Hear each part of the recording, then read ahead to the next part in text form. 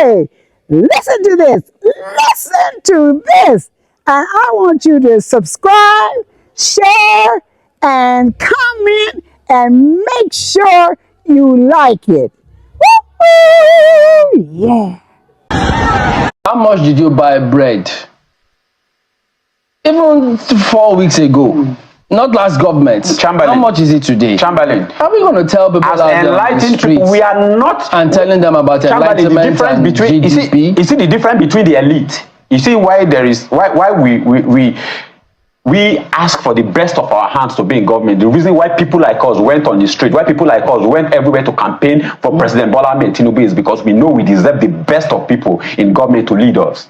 If we're going to face our problem in ways that where our actions today are going to align with our desire for tomorrow, then we've got to have our people who are going to put on their thinking cap, who are thinkers and doers. And there is no better person currently than the current president, and he has shown that. And these figures I have just read out to you showed you clearly that. I mean, the first half of this year, we have doubled our revenue compared to the last half. Mr. Lee, your figures have never been the issue. Good. Figures, just a moment, not when I mean figures. Now, let me tell you how the figures are the issues, because what are we looking for? We are looking for economic growth, economic stability that will create jobs, that will put money. Let me tell you why. That will put money in the pockets and hands of individuals so that they can earn a living. The only way that happens is if you have a globally competitive environment that attracts both local and foreign investment. That is what we are currently experiencing.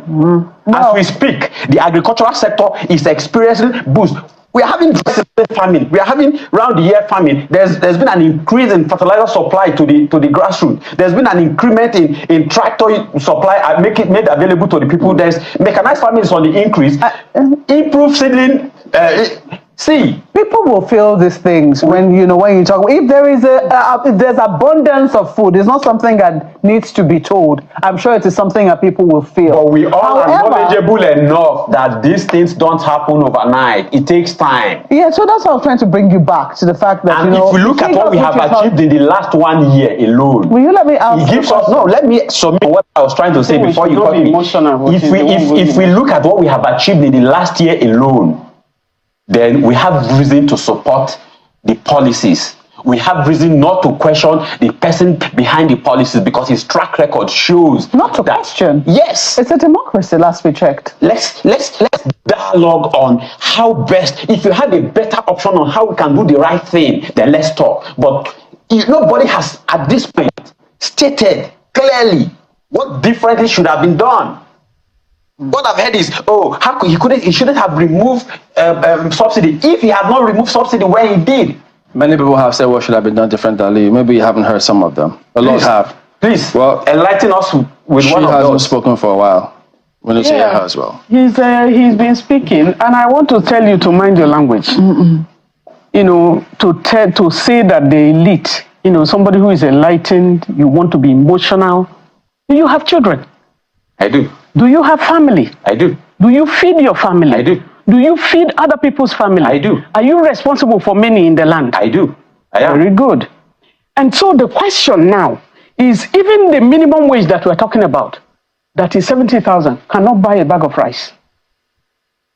When we had a minimum wage that was 30,000, or that was even 18,000, at that time, bag of rice was 8,000. Before the coming of the APC government, let me just say APC now. APC government. Now you are giving them money that cannot even buy a bag of rice. And that is not enough for me to be emotional. And so if you are a mother in the land, they are talking of hunger, raw hunger. Because if you have in your figures that more than 80 million is going to bed hungry every night, that's a nightmare. Out of that, you have women who are having children on a daily basis. Out of that, you have so many people who are in the IDP camps. You have gender-based violence. You have violence everywhere. And then that's not enough for you to be emotional. Then I don't see what. Now, you have a space. We have always demonstrated. I was part and parcel of a lot of demonstrations during the military rule. I went to jail, I went to detention, I was kidnapped, and all of that happened during the military government. And now we are here today, we want to go and protest. If you block the line to allow people to protest, what will come at another time? There will be nobody will give you notice. This time they gave notice and said, we want to protest. We are hungry in the land. That is giving you message that something is happening and you need to do something about it. And so that gave the Tinubu administration time to negotiate, time to even talk to people. But your signs are what make you not to protest. And let me take it back to when we did the lockdown of the National Assembly. A lot of you were there. Channels, all the media, everybody was on ground there. When we went to lockdown of the National Assembly, when they threw the gender bills out through the window, it was a spontaneous decision and we went down. 4 weeks we were at the National Assembly. But you have a new administration now, the House of Representatives, for the first time, celebrated, International Women's Day. This year, that was the first time we're having it in the history of our time. And they said, okay, let's look at the gender bills again. You don't have to go to the street. Come talk to us. That's the way the administration moves. You do something that makes people, they have even on their own introduced bills already. And so what you do, so if I'm buying bread, if I used to buy bread, 500 naira, and then it went to 900, and then it went to 1,500, and then it went to go to 1,800. And not the bread that used to be the common man, aggregate bread is what we used to, on the streets of Lagos. I used to live in Lagos. President, Tinubu was a governor when I was in Lagos, so he was my governor. But the issue of governance itself, the cost of governance today, the salaries of those who are in the parliament, and all of that does not tell Nigerians that you care about them. And the primitive accumulation of wealth that is going on right now is that at the end of the day, all of us are going to be skeletons. At the end of the day, all of us are going, where we are equal, there is death is a must. Even the threats now. I have the right to be emotional because now, you said people should go to the National Stadium in Abuja. They went and said, okay, we stay around the National Stadium. That is the most humble set of protesters that I can see. It's not possible to have people like that. All right. And so, don't tell me that I'm emotional because there is hunger in the land. There are so many students who are dropping from 200 in the public schools, for example. Our education, our public education used to be one of the best across Africa because before the structural adjustment program came, and they adopted it and destroyed the structures.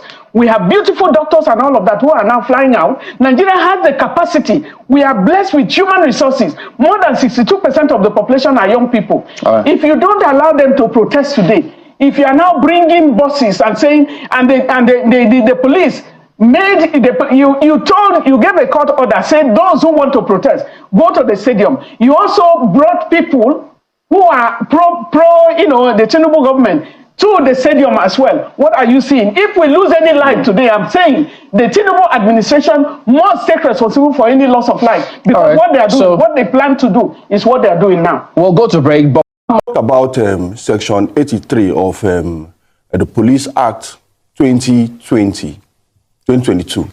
Now, I think that the main crux of that provision of the Constitution, of the Act, when you read the general provision in Section 4, paragraph subsection A to I, and then you come down to 83 and read again, that community reading, particularly where they're talking about identifying places where such movements will take place, the law does not make it a duty on protesters to inform the police where they are going to protest. There is no law like that in Nigeria. However, the law says that where those people who want to protest informs the police. So now, the law does not place a duty on me if I want to protest to inform the police. But it says that where I have done so, it is the duty of the police to mobilize security for my protection. And so what we are saying here is that you must understand that that same section begins by mandating the police that they should protect the right, the freedom of citizens. As we speak, we have three sets of citizens as regard what is happening today. We have those who are intending to participate in the protest, who are supporting the protest. We have those who are protesting against the protest. And then we have those who are not participating in either of these protests. It now brings us to the fact that the police has a duty to protect these three categories of citizens. So the Constitution and the law had foreseen such complexities. That is why it did not put any form of limitations, restrictions, duties on anybody who wants to protest. It is your inalienable right to protest. It does not even tell you that you must inform the police. Because if it does so, like the Bible said that there was a Pharaoh that did not know Joseph, there could be an Inspector General of Police who will come and deny that he was not given that kind of information. However, the law says if you decide to inform the police, if you decide to inform the authorities, they are duty bound to provide protection for you. And so if people want to protest, the duty of the Nigerian police force is to protect protesters. Wait, the number of policemen we have, they are below the UN quota. About just a little over 300,000 of them. How can they be effective in protecting locations that they do not know? The ones that should be protecting us, most of them are carrying bags for madams. Another percentage is attached to, big boys who can rent a police. So the ones that are left, would it not be easier for them if you tell them, okay, this location, so that they will know where to go? The police is talking about helping them to be effective. I want to, without trying to indict the police, I want to think that the Nigerian police force is being economical with the truth. On internet, on social media, these guys who want to protest have listed, I think, 10 states that they want to protest. Now, that section 83 of the Police Act mandates the commissioners of those states to take action. So if the police are telling us that they don't have enough manpower to protect Nigerians because they've sent some of them to political, to big men, it's not our problem. In fact, there is no nation in the world where you have enough policemen to police any nation. It's not possible. In fact, I think the last ratio was 1 police officer to 44 citizens. That's the United Nations standard. And so even if we say that the Nigerian police force are not up to 500,000 in Nigeria, we are not saying that each policeman should protect each protester. We are saying these persons say they want to protest.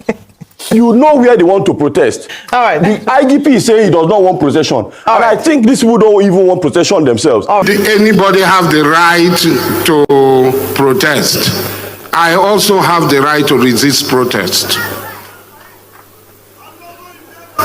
Where your right stop, that's where my right begins. I am anti-protest.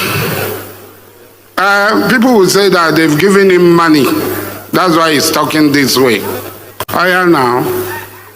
Go take your own. Me, I don't take my own. Those who brought anti-SARS protest and went to Obibo, they collected from me woto.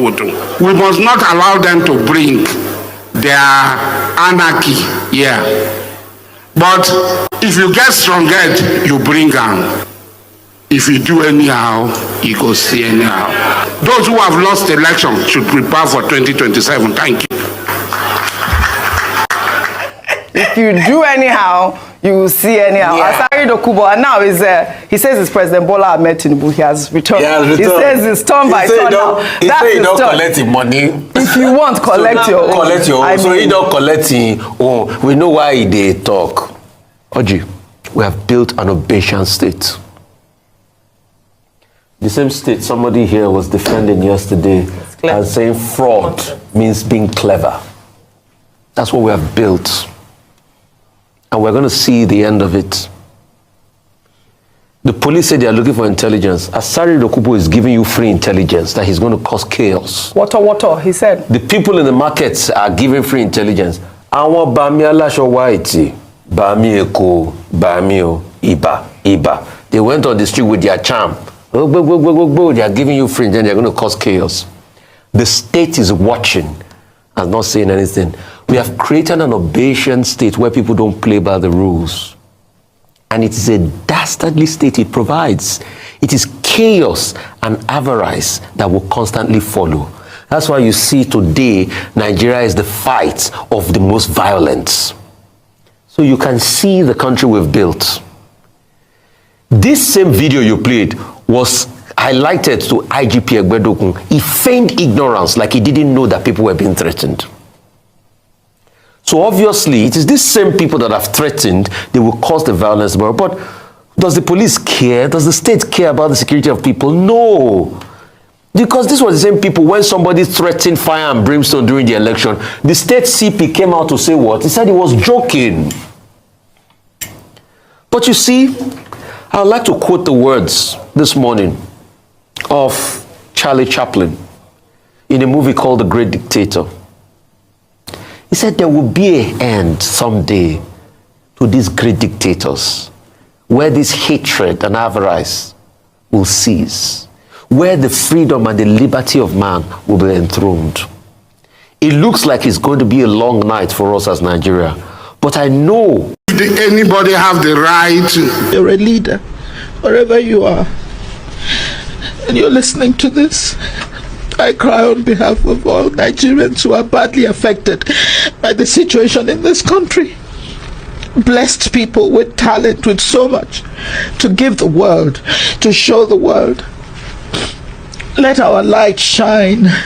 Do whatever you can. Let's make peace. Let's find a way. Let's stop this before it's too late. Help us. Help our children.